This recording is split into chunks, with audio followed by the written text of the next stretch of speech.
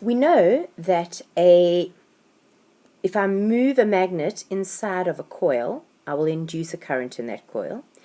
And we know that if I put a current in a coil, I will induce a magnet in this coil. So what we do in transformers is we link what's called the primary coil to the secondary coil using a soft iron core. Now you know that soft iron will temporarily magnetize.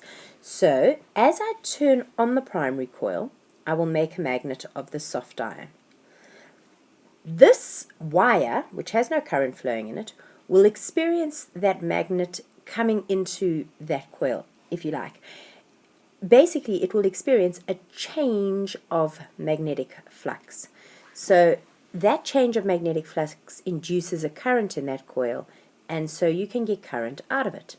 Transformers consist of a primary coil and a secondary coil. They are connected by means of a soft iron core.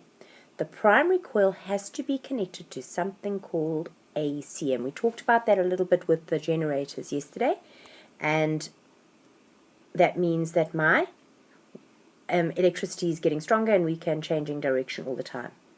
This is very important, and we'll come back to it in a second. And the reason we have to do that is to maintain a fluctuating current and a changing magnetic field. So what happens is this magnet goes from being north-south to a split second later being south-north to being north-south.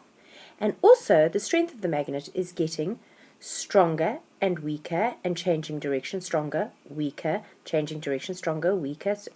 So what you have is an absolutely continual change in magnetic flux. Now remember,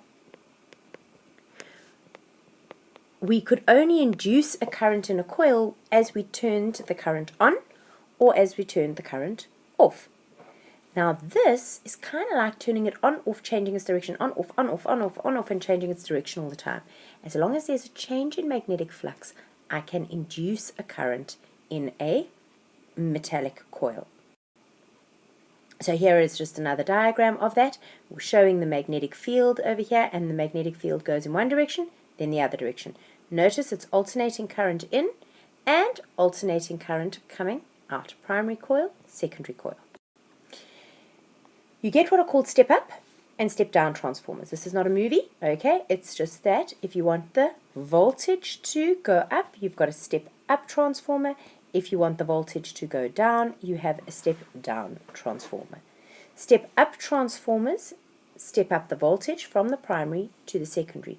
So in other words, this was 220 volts. If I use a step-up transformer, it would turn into 440 volts, and that would also be alternating current. That is because I have got more coils on the secondary coil. So whatever magnetic flux was induced in this iron core basically now has an impact on double the number of wires, and therefore creates double the potential difference. So double the number of turns in the secondary coil produces double the voltage in the secondary coil. And a step-down transformer, we are going to have exactly the opposite. So if I had 220 on the primary coil, remember it has to be alternating current, and I have half the number of coils on the secondary coil, I would get half the potential difference. Again, I would get alternating current coming out of there. And this is because whatever the strength of this magnet is, it will only have an impact on half as many coils, and therefore can only produce half the potential difference. So Eskom provides us with alternating current at 220 volts. What happens is the dynamos, or the generators at coal-powered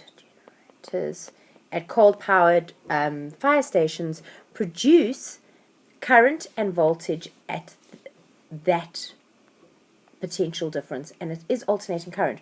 Remember that your generator produced alternating current naturally, so that's super.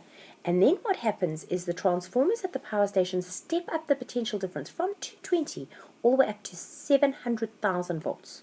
It seems like a crazy high number, but that is the most efficient way of distributing it around the country on what's called the national grid. I think you've heard of the national grid. It's a failing Eskom power grid that we have at the moment that keeps getting shed and in Afrikaans it's called beurtkrag. In other words, my beurt means turn, so it's like your turn with the energy. It's crazy. Anyway, carrying on. So you've got step-down transformers are then required at substations in each town, and it steps the 700,000 volts back down to 240 volts so that we can use it again. Because of the high voltage, you find that you use far less energy, that it gets lost. High current uses energy, whilst a high potential difference and a low current does not. We'll look at what happens to the potential difference and the current. So what we're trying to do is minimize the loss of power, and the transmission lines are made of thick copper wire with very low resistance to make it easy for the current to flow through, and the current is kept low because remember that power loss is directly, power is equal to I squared R. So it's the square of the current strength. So that's a real problem in terms of the amount of power that you would lose if you had a high current. Here are little equations on transformers. The potential difference on the primary divided by the potential difference on the secondary is equal to the number of turns on primary over number of turns in secondary. It's just ratios. Simple as that. Step-up transformers have more turns on secondary. Step-down transformers have more turns on the primary. Now what's interesting is that if I leave it going for the exact same amount of time, you have got potential difference. The power is exactly the same on both coils. The energy put in at the primary is equal to the energy at the secondary. So work done is VIT, work done is VIT, but the time is exactly the same. So the potential difference times the current on the primary is equal to the potential difference times the current on the secondary. Watch what happens. If I increase the potential difference on the secondary, in order to keep this equals, I need to decrease the current. So step up and step down always refer to the potential difference, and the current will always do the exact opposite. So these are our equations. You can rearrange them however you like. It's just an interchange between the current, the potential difference, and the number of coils. We need to think about transformers. Are they good things or bad things? Well, they've helped us to distribute electricity everywhere, and they let us use lovely appliances. But, like for example, you need a transformer to use an iPhone charger or any cell phone charger, and a computer charger, and any sort of charging device uses a transformer to step down the voltage. Most appliances will have some sort of a step up or step down system. That's great, but transformers are the biggest expense in sort of plugs and things like that. Also, they're big and bulky, and they should be recycled, so people don't safely dispose of them. And they also create very large electric fields. Why? There are lots and lots of coils there, so it's very intense, and you'll often feel the transformer, and you'll feel that it is hot, and that if you're sitting next to a charger, that is an area of high electric field, so that's unhealthy. So obviously there are pros and cons. One could always discuss that and give an opinion.